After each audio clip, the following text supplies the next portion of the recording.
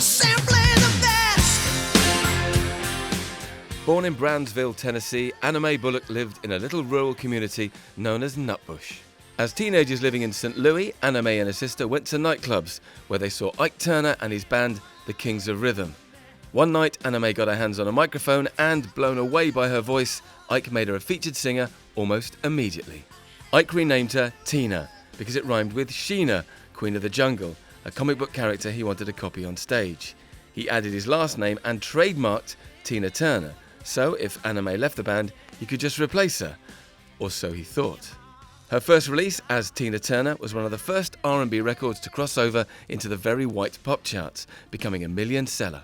Ike created the Ike and Tina Turner Revue, with a grueling tour and rehearsal schedule that would sometimes perform 90 shows straight. Tina's first solo single came out on Ike's label, Sonia Records. Phil Spector invited Ike and Tina to appear in his film The Big TNT Show. Impressed, Spector offered $20,000 to produce Tina and sign the duo to his Phillies label. Their first single on Phillies was none other than River Deep, Mountain High.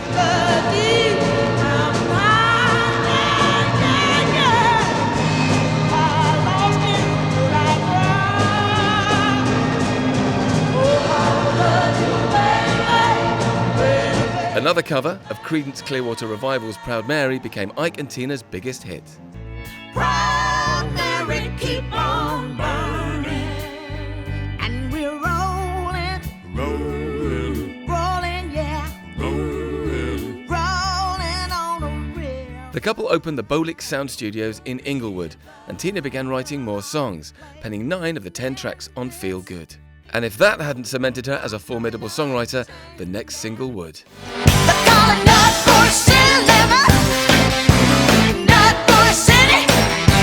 Nutbush City Limits was a global smash.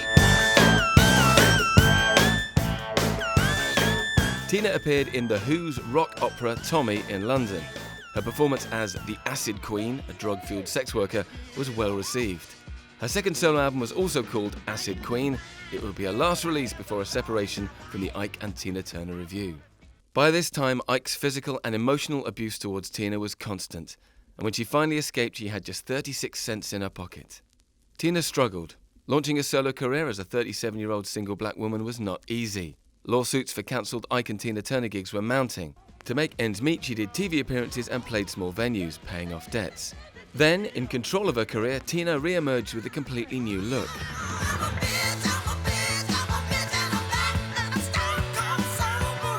Sadly, her releases didn't chart, and she lost her recording contract. But then, trying a more new wave sound, Tina's cover of The Temptations' Ball of Confusion was a hit in European dance clubs and led to her signing with Capitol Records. Her version of Al Green's Let's Stay Together was another surprise hit and gave Capitol the push they needed to fund a studio album. Tina recorded the Private Dancer album in London in just 2 weeks, including the first of so many mega hits that would change her life forever. What's love got to do with it? What's love but a second-hand emotion? What's love got to do? Who's wrong or right? Private Dancer sold 10 million copies worldwide and made Tina the oldest female solo artist to hit #1 on the Billboard Hot 100 at 44. Career rejuvenated, Tina starred in Mad Max Beyond Thunderdome, releasing We Don't Need Another Hero and One of the Living, notching up another Grammy. In 1986, Tina flew to London. Her label sent music executive Irwin back to meet her at the airport, starting a lifelong love affair. During her Break Every Rule world tour, Tina performed in front of 180,000 fans in Brazil, setting the Guinness World Record for the largest paying audience for a solo performer at the time. Next, she released Foreign Affair. It didn't make waves in America, but it was a global hit, selling more than 6 million copies worldwide and including the hit single, The Best. Before celebrating her 60th birthday, Tina released When the Heartache Is Over from her 10th and final solo album, 24/7.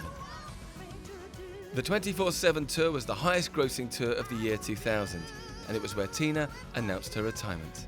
But to mark her 50th year in music, Tina played her first live shows in nearly 10 years. After a 27-year romance, Irwin and Tina were married on the banks of Lake Zurich in Switzerland. But just 3 weeks after the wedding, Tina suffered a stroke and had to learn to walk again.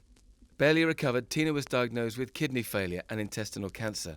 Her chances of finding a kidney were so low, she even considered assisted suicide. But it was her husband, Erwin, in the end, that donated his kidney. Tina collaborated with producer Kygo on a remix of What's Love Got to Do With It. The single made her the first woman to have a top 40 hit in 7 consecutive decades in the UK. In a career that's received 12 Grammy Awards, Tina is the only female artist to win a Grammy in the pop, the rock and the R&B categories. In a life full of hardship, tragedy and trials, Tina became a legend through grit, determination and pure talent.